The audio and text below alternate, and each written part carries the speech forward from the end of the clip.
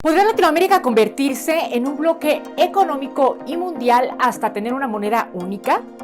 La región con 667 millones de habitantes podría ocupar los primeros lugares como potencia del planeta. Sería también la primera proveedora y productora de alimentos. Sería detrás de la Unión Europea el segundo bloque económico y político más importante del mundo.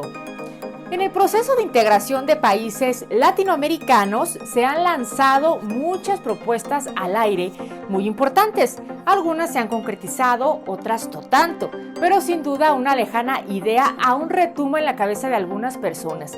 Una moneda única latinoamericana.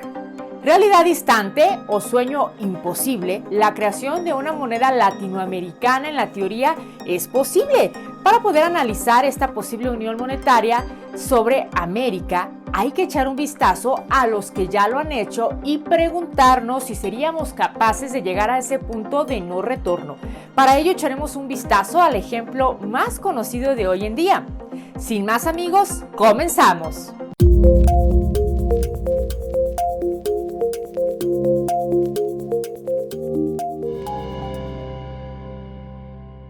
Queridos amigos, amigas del auditorio de ¿Qué hay México? Antes de comenzar, ya saben, los invito a que le den like a este video, se suscriban, muy importante, si son nuevos, le den like a la campanita y lo compartan siempre para llegar a más. Dicho esto, ahora sí, arrancamos. Hace más de 80 años, Europa, el escenario era de la peor guerra que jamás experimentó la humanidad. Más de 500 millones de personas sin vida y países dejados al borde de la inexistencia. Hoy, la Unión Europea y su moneda, el euro, es la segunda más valorada del mundo, más cotizada y la moneda común de mayor uso del planeta detrás del dólar estadounidense. Y miren, hace tan solo 20 años esta moneda no existía y hoy dentro del nivel de divisas aún con más respectivos los descalabros, pero la realidad es que no existe esa unión de países en el mundo que pueda hacerles competencia. Hasta ahora, por supuesto. Y es que miren, tomó casi 3 años de mandato, pero aquí en México el presidente López Obrador finalmente le hablará a Latinoamérica. La propuesta es ni más ni menos que construir algo semejante a la Unión Europea, pero apegado a nuestra historia, a nuestra realidad y a nuestras entidades.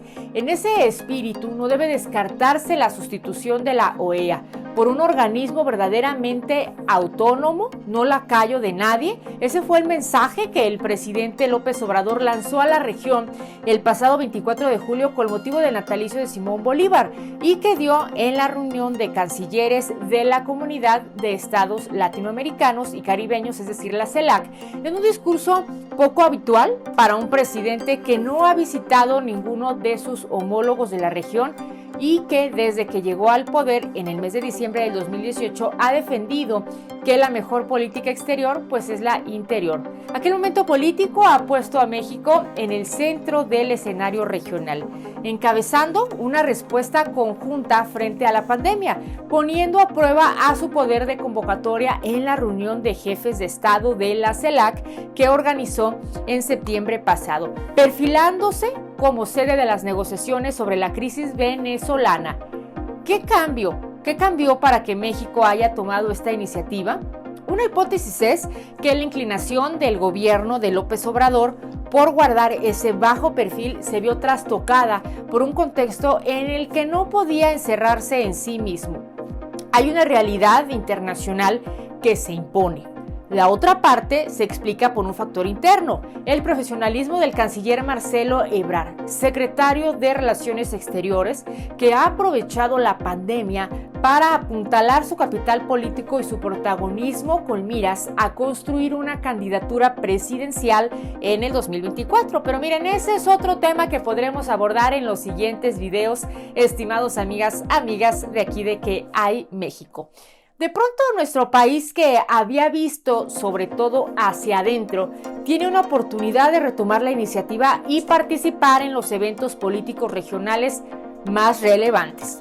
Regresando al tema sobre la propuesta del presidente Andrés Manuel López Obrador, una idea magnífica. Bueno, pues la Unión de Países Latinoamericanos tiene un contexto histórico desde el periodo independentista. El libertador Simón Bolívar aspiraba a constituir una alianza de naciones que garantizara una defensa eficaz frente a las amenazas exteriores, la cooperación entre sus gobiernos para impulsar las relaciones económicas, el desplazamiento de sus ciudadanos más allá de sus fronteras. Nadie a principios del siglo XIX pensaba en hacer realidad estos objetivos. En aquellos momentos, las actuales naciones latinoamericanas aún no existían y por eso era imposible en federales de algún modo, ¿no? Es cierto que esta carta, ¿no?, de Jamaica del 1985 recrea la visión de una sola nación americana asentada en la comunidad de origen, idioma, costumbres y religión. Miren, cito las palabras de este libertador: yo deseo más que otro alguno ver formar en América la más grande nación del mundo, menos por su extensión y riquezas que por su libertad y gloria. Aunque aspiro a la perfección del gobierno de mi patria, no puedo persuadirme que el nuevo mundo sea por el momento regido por una gran república. ¿Cómo es imposible? No me atrevo a desearlo y menos deseo una monarquía universal de América, porque este proyecto, sin ser útil, es también imposible. Los abusos que actualmente existen no se reformarían y nuestra regeneración sería infructuosa. Los estados americanos han menester de los ciudadanos de gobiernos paternales que curen las llagas y las heridas del despotismo y la guerra. La metrópoli, por ejemplo, sería México, que es la única que puede serlo por su poder intrínseco, sin el cual no hay metrópoli. Supongamos que fuese el Istmo de Panamá, ¿no?, punto céntrico para todos los extremos de este vasto continente. ¿No continuaría estos en la languidez y aún en el desorden actual?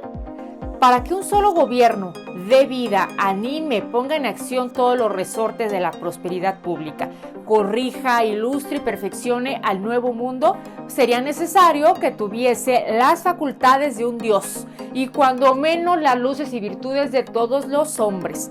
Resulta y resalta, estimada audiencia, que el momento de México es hoy. El famoso Mexican Moment, y no, por supuesto, no nos referimos al ridículo que hicieron el sexenio de Enrique Peña Nieto, no, por supuesto que no, sino que hablamos del protagonismo regional del que México tiene en este sexenio con AMLO. ¿Es momento de pensar en hacer un bloque? Otra pregunta, amigos, ¿tener nuestra propia moneda latinoamericana? ¡Alto! No corramos antes de caminar.